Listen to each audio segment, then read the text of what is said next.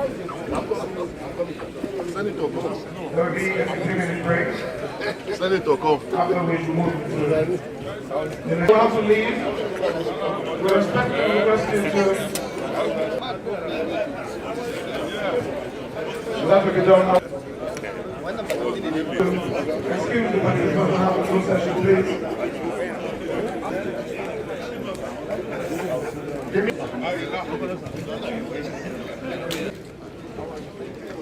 We have a 15-minute break, after which we'll move into the next session.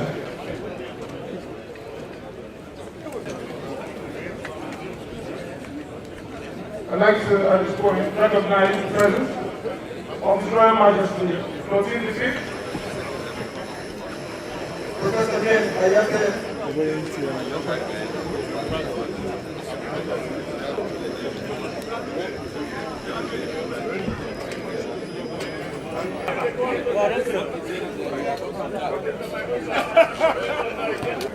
would like you to please. I'd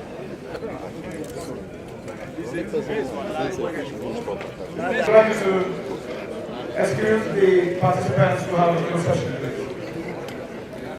And preface this by saying that every Nigerian is entitled to adequate security from government for their lives and livelihoods. Government fails in that responsibility often, but I must say never deliberately. Every killing demeans us as a people. Every killing undermines the authority of the state. This is why the suggestion sometimes that because the president is Fulani, he has ignored the killings by herdsmen is both untrue and unfair. In any event, the herdsmen and farmer clashes resulting in deaths have been with us for at least 2 decades. And I've worked with him for 3 years now. And I do not know of any one issue that has given him more concern or on which he has spent more time with security chiefs as this particular issue. The sharp increase in murderous violence over and above the relatively manageable level of insecurity that has plagued our country for some time jolted us out of any large vestiges of complacency or denial. There can be no denying the horrible reality in many parts of our country today. People who should be neighbors are turning on one another and taking up arms. These attacks and reprisal attacks are an intolerable cycle of hell that must be broken. Killings, kidnappings, mayhem, and general lawlessness cannot be the new normal. We must take this country back and restore order. For a country our size to meet the 1 policeman to 400 persons, the UN prescribed ratio, would require nearly triple our current police force. Far more funding of the police, far more funding of the military and security agencies is required. Third, we cannot realistically police a country the size of Nigeria centrally from Abuja. State police and other community policing methods are clearly the way to go. Four, that we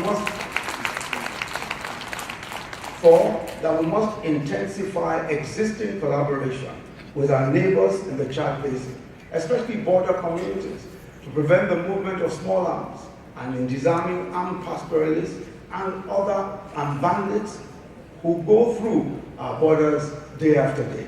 It is expected at the end of our deliberations and submissions, we will have a more profound understanding of the nature of the crisis, as well as a realistic assessment of the strengths and weaknesses of our security assets.